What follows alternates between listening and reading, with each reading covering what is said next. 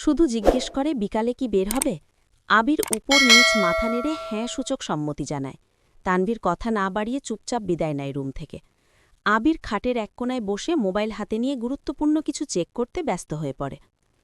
মেঘ নিজের রুমে ঢোকে শপিং ব্যাগ খুলে ৩টা ড্রেস বের করল। ৩টা জামাই অসাধারণ সুন্দর, 2টো গাউন ড্রেস আর একটা গর্জিয়াস কাজের 3 পিস। ল্যাপটপটাও খুলে দেখে তার প্রয়োজনীয় সকল অ্যাপ ব্রাউজার অলরেডি ল্যাপটপে সেট করা আছে। মেঘির দৃষ্টি যায় র্যাপিং পেপারে মোড়ানো বক্সের দিকে।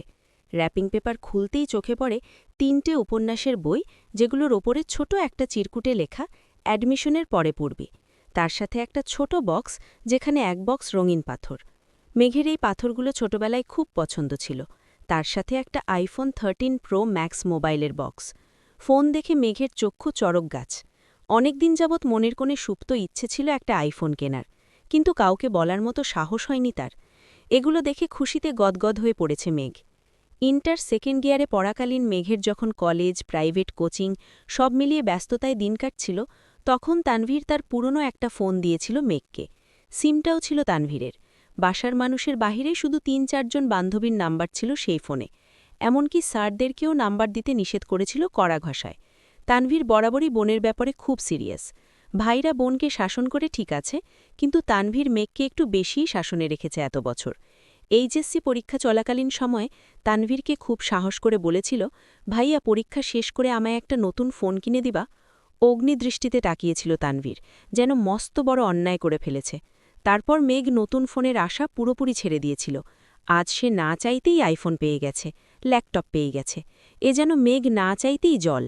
অনমনে ভাবছে, মনে হয় তানভীর ভাইয়া বলেছে ফোন আনতে আর ল্যাপটপ আনতে, না হলে উনি কিভাবে জানবে আমার ফোন নেই। এদিকে ১ ঘণ্টা যাবৎ ফোনে মনোযোগ দিয়ে কি যেন কাজ করছে আবির।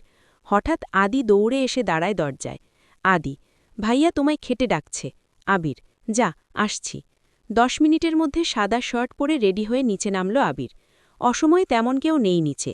বিকাল ৪টে বাজে, সবার খাওয়া শেষ অনেক আগেই। মালিহা খান বসেছিলেন ছেলের জন্য। ছেলের ফিটফাট হয়ে রেডি হওয়া দেখে মালিহা খান জিজ্ঞেস করছেন, কোথাও যাবি? আবির বলল, হ্যাঁ, একটু কাজ আছে। আবির চুপচাপ খাবার খাচ্ছে। ছোটবেলা যা যা সে পছন্দ করত সব রান্না হয়েছে আজ। সব খেতে পারেনি, যতটুকু সম্ভব খেয়ে উঠে পড়েছে। এর মধ্যে তানভীর হাজির হয়েছে।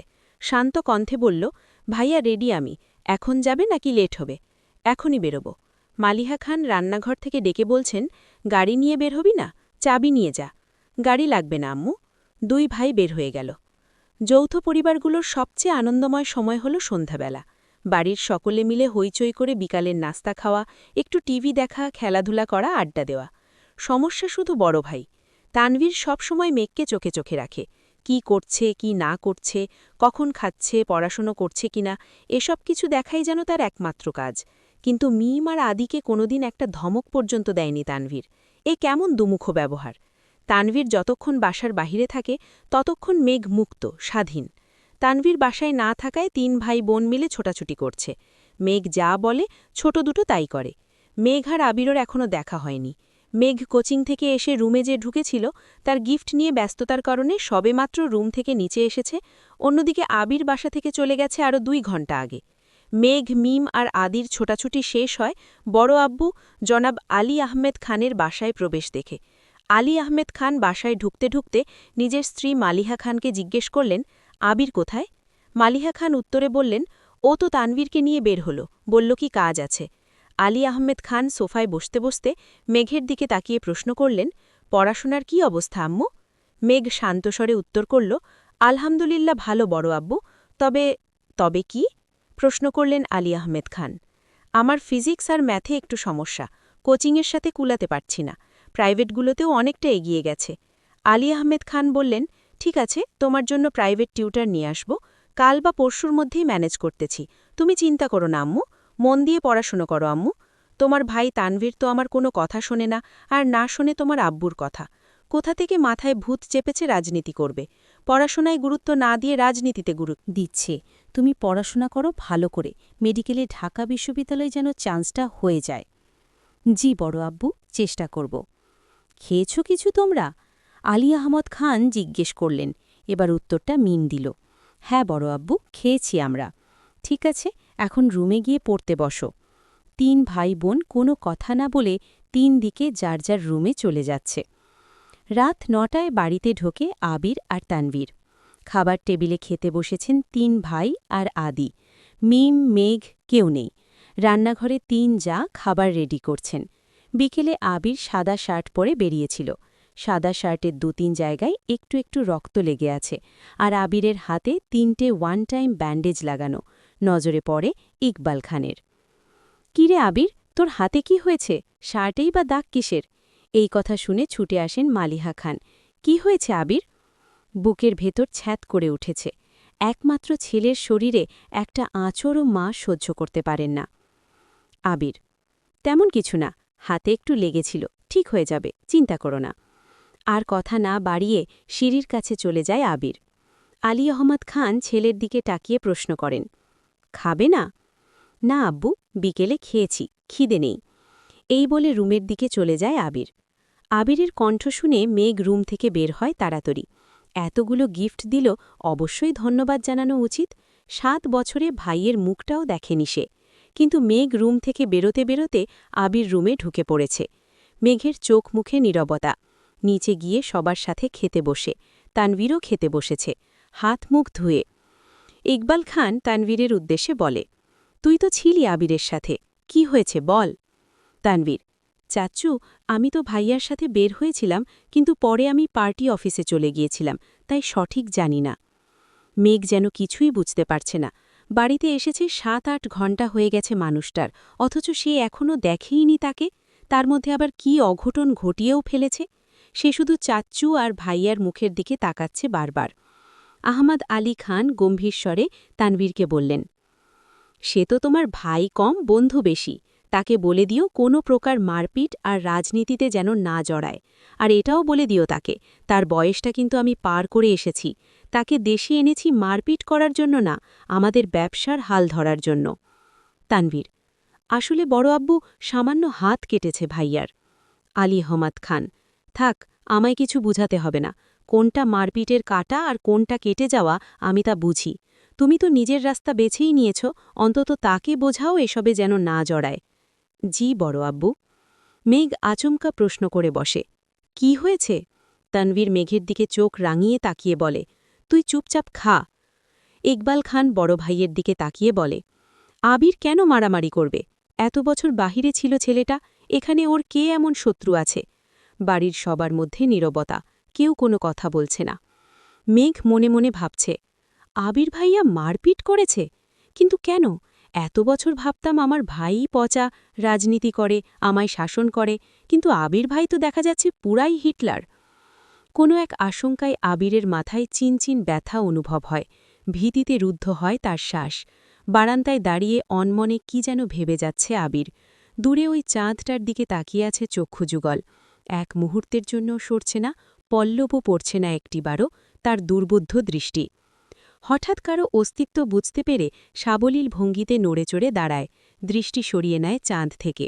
ঘাড় ঘুরিয়ে দেখে নেয় মানুষটাকে, তারপর ধীর স্থির কণ্ঠে জানতে চায়, কিছু হয়েছে? তানভীর সরল মনে বলে, বড় আব্বু বুঝতে পেরে গেছে তুমি মারপিট করেছ, তাই তোমাকে সাবধান করতে বলেছে, যেন মারপিট আর রাজনীতিতে না জড়াও। আর কিছু? অবহেলায় প্রশ্নটা করল আবির। না, তেমন কিছু না, ব্যবসার হাল ধরতে বলল। তানভীর উত্তর দিল। আবির: আচ্ছা ঠিক আছে, আর কিছু বলবি? তানভীর: ভাইয়া, মাথা ঠান্ডা করো তুমি, বাদ দাও প্লিজ। আমি তোমাকে শুধু জানিয়েছিলাম বিষয়টা। তুমি যে এভাবে দেশে চলে আসবে আর এইভাবে ঝামেলা হবে, এটা আমি ভাবতে পারিনি। বুঝতে পারলে আমি আগেই ব্যাপারটা সলভ করে ফেলতাম। আবির: তুই আমায় বাদ দিতে বলছিস? বাহ। তানভীর: আমি ওইভাবে কিছু বলিনি ভাইয়া, যা হবার তো হয়েছে। তুমি যা করেছ এরপর আশা করি আর কিছু না। তাই বলছিলাম ওইসব চিন্তা বাদ দিয়ে একটু রেস্ট নাও। অনেকটা জার্নি করে এসেছ। আবির: আচ্ছা তুই এখন যা, এরপর থেকে আমার ব্যাপারে তোকে যেন কেউ কিছু না বলে, এটা সবাইকে বলে দিস। এত বছর বাহিরে ছিলাম, এখন তো আমি বাড়িতেই আছি। যার যা কথা সব যেন আমায় বলে সরাসরি।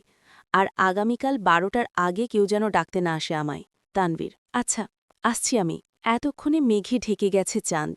অসীম দূরত্বে তাকিয়ে কি যেন ভাবছে ছেলেটা। তারপর রুমে ঢুকে দরজা আটকে ব্যাগ থেকে একটা সিগারেট বের করে বারান্দায় বসে সিগারেট জ্বালিয়ে ঠোঁটে ধরে। দৃষ্টি পড়ে দূরে গাছের পাতার ফাঁকে ল্যাম্পপোস্টের ক্ষুদ্র আলোর দিকে। তার নিচে ২-৩টে কুকুর আপন মনে চিল্লাচিল্লি করছে। সিগারেট খাওয়াটা আবিরের নিত্যদিনের অভ্যেস না। যখন সে খুব রাগান্বিত বা চিন্তিত থাকে বা যখন নিজেকে কন্ট্রোল করার সব শক্তি হারিয়ে ফেলে, তখন সিগারেটের ধোঁয়ার মধ্যে নিজের কষ্ট, রাগ, চিন্তা আর অভিমানগুলোকে উড়িয়ে দেয়। সিগারেটে কয়েকটা টান দিয়ে সিগারেটটা ফেলে দেয়। তারপর টান টান হয়ে শুয়ে পড়ল নিজের বিছানায়। মাথার নিচে ২ হাত রেখে চোখ বুজল। মেঘ খাবার খেয়ে রুমে এসে ২-৩ ঘণ্টা টানা পড়াশোনা করল। এইচএসসি পরীক্ষা শেষ হলো ১ মাসও হয়নি, কিন্তু পড়াশোনা যেন ৩ গুণ বেড়ে গেছে। অ্যাডমিশন একটা মস্ত বড় যুদ্ধ, যার একমাত্র অস্ত্র হল পড়াশোনা। তার সাথে অঙ্গাঅঙ্গিভাবে জড়িয়ে আছে ভাগ্য। এইচএসসির রেজাল্ট কবে দিবে ঠিক নেই, পাশ করবে কিনা তাও জানা নেই, কিন্তু অনিশ্চিত ভবিষ্যতের জন্য প্রস্তুতি আগেভাগেই নিতে হচ্ছে। বয়সের তুলনায় মেয়েটা পড়াশোনায় একটু বেশিই এগিয়ে গেছে। ১৮ বছর বয়সে পা দিল সবেমাত্র ২ মাস হয়েছে। তার মধ্যে এইচএসসি পরীক্ষা শেষ। কয়েক মাস পরে সে স্নাতক শিক্ষার্থী হতে চলেছে ভাবতেই কেমন যেন নিজেকে বড় বড় মনে হয় মেঘের। পড়াশোনা শেষ করে নিজের বিছানায় শুয়েছে, হাতে তার নতুন মোবাইল। কিন্তু করবে কি সে? না আছে ফেসবুক আর না আছে অন্য কোনো অ্যাকাউন্ট। ইউটিউবে ঢুকে কয়েকটা ভিডিও দেখে মোবাইল রেখে দেয়। শুয়ে ভাবতে লাগে আবির ভাইয়াকে ধন্যবাদ জানানো দরকার, কিন্তু সে তো ভয়ে দাঁড়াতেই পারবে না আবিরের সামনে। পুরনো স্মৃতিগুলো ভাবতে থাকে। মেঘ সবেমাত্র ৫ম শ্রেণীতে উঠেছিল। বয়সের গণ্ডি ৯-১০-এর মাঝামাঝি। তখন মেঘের একটা বন্ধু হয়েছিল, নাম জয়। ছেলেটা স্কুলে নতুন এসেই বন্ধুত্ব করেছিল মেঘের সাথে। ছোটবেলা পিচ্চিদের বন্ধুত্ব যেমন ছিল, চকলেট শেয়ার করা, টিফিন শেয়ার করা, একসাথে খেলাধুলা করা। একটা সপ্তাহও হয়নি তাদের বন্ধুত্বের। ৭ দিনের মাথায় আবির স্কুলে গিয়ে মেঘকে আর জয়কে একসাথে খেলতে দেখে। স্কুলের সবার মাঝখানে মেঘের গালে কয়েকটা থাপ্পড় বসিয়ে দিয়েছিল আর রাগান্বিত স্বরে বলেছিল, তোকে যদি আর কোনোদিন কোনো ছেলের সাথে কথা বলতে বা খেলতে দেখি, তাহলে তোর খবর আছে। তারপর বোনকে টানতে টানতে বাড়িতে নিয়ে আসে। একটা বারও বোনের দিকে তাকিয়েও দেখেনি। ২ গালে আবিরের ৫ আঙুলের দাগ বসে গেছিল। সেই যে থাপ্পড় দিয়েছিল, মেঘ ১ সপ্তাহ জ্বরে পড়েছিল। মেঘ ছোটবেলা থেকেই খুব অভিমানী ছিল। ছোট্ট মেয়েটা এই থাপ্পড়ের ভয় আর আতঙ্কে আর কখনো আবিরের দিকে চোখ তুলে তাকায়নি।